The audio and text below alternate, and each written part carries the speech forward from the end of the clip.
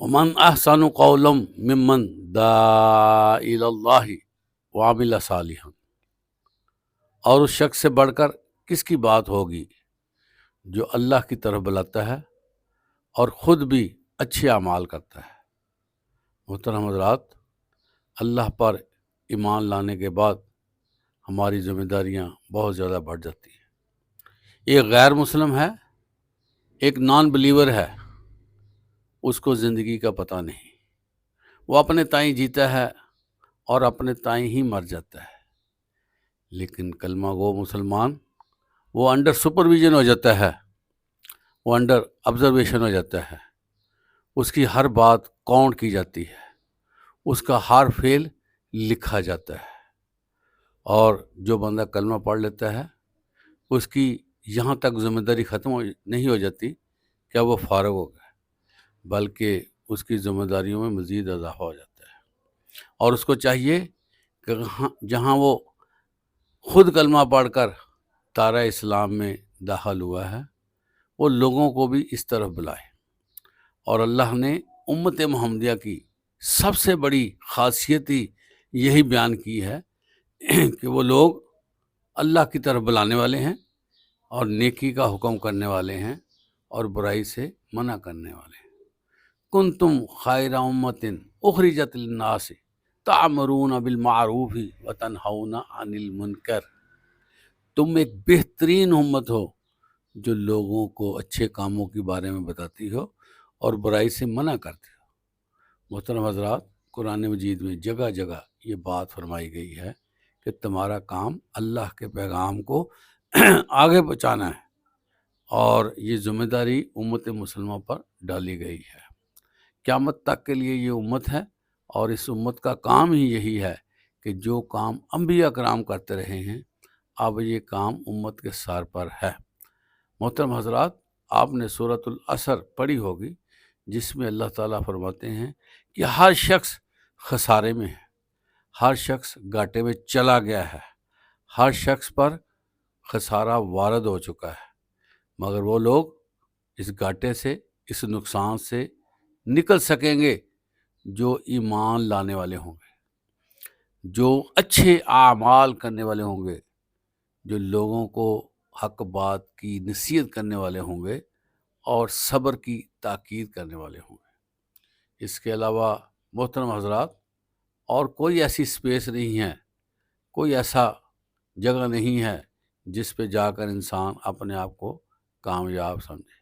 چار چیزوں کا ہر مسلمان کے اندر ہونا ضروری ہے۔ اس حوالے سے ہمیں سب سے پہلے اپنے ایمان کو پختہ کرنا چاہیے۔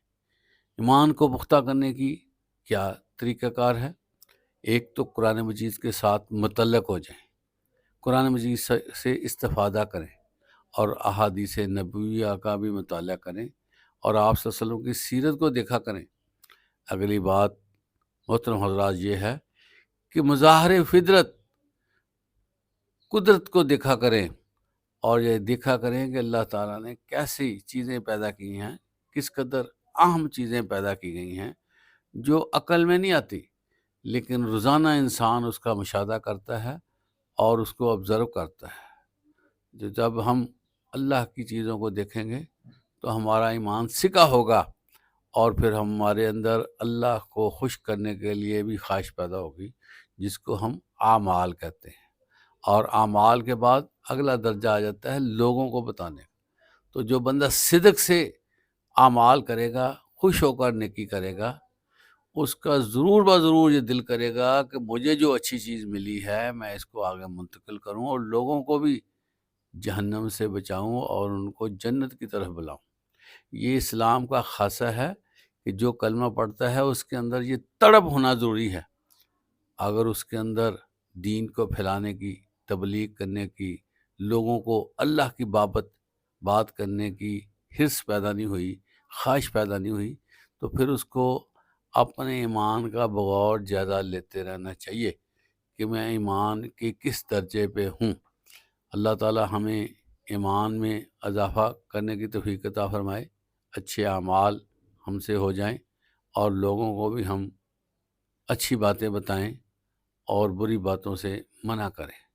یہی محترم حضرات اسلام کا خاصہ ہے، اور جو لوگ اس پہ چلیں گے اللہ تعالیٰ ان کو دنیا میں بھی کامیابی عطا فرمائے گا، اور آخرت میں بھی انشاءاللہ تعالیٰ وہ ضرور سرخرو ہوں گے۔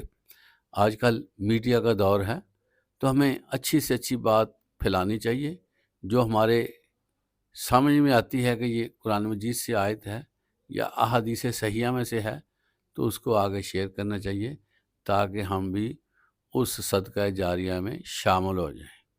آپ علیہ الصلوۃ والسلام نے فرمایا کہ نیکی کرنے والے کو اور نیکی بتلانے والے کو برابر کا ثواب ہے، اور نیکی بتلانے والا جہاں بتائے گا اور لوگ جتنے بھی اس پر عمل کریں گے ان سب کا ثواب بھی اس نیکی کو بتلانے والے کو ہوگا۔ تو اللہ تعالی ہمیں دین کی اشاعت کرنے کی توفیق عطا فرمائے۔ وآخر دعوانا الحمدللہ رب العالمین۔